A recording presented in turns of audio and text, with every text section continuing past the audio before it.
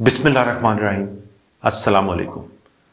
کل ایک ماہ کے بچے کو ایمرجنسی میں لایا گیا جس کی سانسیں اکھڑ رہی تھیں، رنگ اس کا نیلا تھا، بہت مشکل سے سانس لے رہا تھا۔ اس کی ابتدائی طبی مدد کی گئی، اس کو آکسیجن دی گئی، اس کو سانس کی نالی ڈالی گئی اور اس کو مصنوعی طریقے سے پمپ کیا گیا۔ کچھ گھنٹے اس کو ادویات دی گئیں جس سے بچہ کچھ بہتر ہوا، اس کی طبیعت میں کچھ بہتری آئی۔ جب معلومات والدین سے لی تو پتہ چلا کہ اس بچے کو 3-4 دن سے تیز بخار اور کھانسی تھی۔ ماں باپ نے اس کی کھانسی کے لیے گھر پر اس کو کاف کے سیرپ یعنی کھانسی کے شربت خود سے دیے اور کافی زیادہ مقدار میں دینا شروع کر دیے، صبح دوپہر شام۔ اور جب انہوں نے ایک دن ایک کھانسی کی شربت دی تو اس کا سانس مزید خراب ہو گیا، جتنا پہلے تھا اس سے زیادہ طبیعت اس کی خراب ہو گئی۔ جب بچے کو ایمرجنسی لایا گیا تو اس کا سانس تقریباً نہ ہونے کے برابر تھا، آخری سانسیں تھیں۔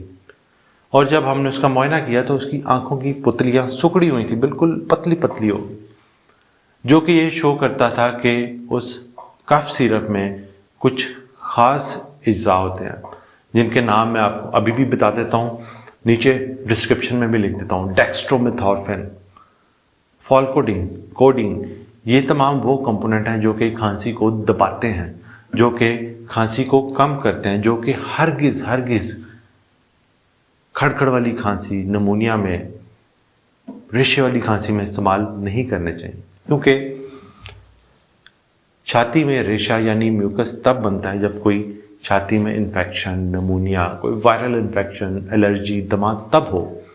اگر آپ اس ریشے کو دبائیں گے، کھانسی کو دبائیں گے تو وہ ریشہ اندر اکٹھا ہوتا جاتا ہے جس کا مزید نقصان ہوتا ہے۔ اور یہ جو کمپوننٹ ہے ڈیکسٹرومیتھورفین، فالکوڈین، کوڈین، یہ چھوٹے بچے میں انتہائی خطرناک ثابت ہو سکتے ہیں کیونکہ یہ نظام تنفس یعنی سانس لینے کے عمل کو بری طرح متاثر کرتے ہیں دماغ سے، جس کی وجہ سے سانس لینے کا عمل سلو ہو جاتا ہے، اس کا سانس آہستہ آہستہ کم ہونا شروع ہو جاتا ہے اور الٹیمیٹلی بچے سانس لینا ہی چھوڑ دیتے ہیں، یعنی جس کو ایپنیا کہتے ہیں یا ریسپریٹری فیلئر کہتے ہیں۔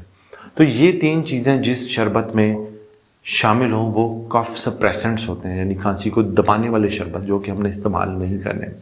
اب آ جاتی ہے بات کہ کھانسی کو ٹریٹ کیسے کرنا ہے۔ کھانسی کے علاج میں پہلی بات تو یہ ہے کہ وجہ دیکھنی ہوتی ہے کہ کیا وجہ ہے اور وجہ کے حساب سے علاج کرنا ہوتا ہے۔ تمام کھانسیوں کا ایک علاج یا کوئی ایک شربت نہیں ہوتا، جو کہ لوگ پوچھتے ہیں کھانسی کے لیے شربت بتا دیں، کھانسی کے لیے شربت بتا دیں، ایسے بالکل نہیں ہوتا۔ جب تک آپ وجہ نہیں جانیں گے تب تک آپ اس کا علاج نہیں کر سکتے۔ دوسری بات ہے کہ کھانسی میں خاص طور پر کھڑکھڑ یعنی پروڈکٹیو کاف میں آپ نے کف سپریسنٹس نہیں دینے، بالکل نہیں دینے، کیونکہ ریشہ مزید بڑھے گا، مسئلہ مزید بڑھے گا۔ اس میں ریشے کو کم کرنے والی کچھ ادویات ہوتی ہیں یا سانس کی نالیاں پھیلانے والی کچھ ادویات ہوتی ہیں، وہ استعمال ہو سکتی ہیں، لیکن کبھی بھی خاص طور پر 6 ماہ سے چھوٹے بچے کو کھانسی کو ایزی نہ لیں، آسان مت لیں، اور 6 ماہ سے چھوٹے بچے کو سیلف میڈیکیٹ یعنی خود سے دوائیاں، خود سے شربت مت دیں۔ اللہ تعالیٰ تمام بچوں کی حفاظت کرے۔ بہت شکریہ۔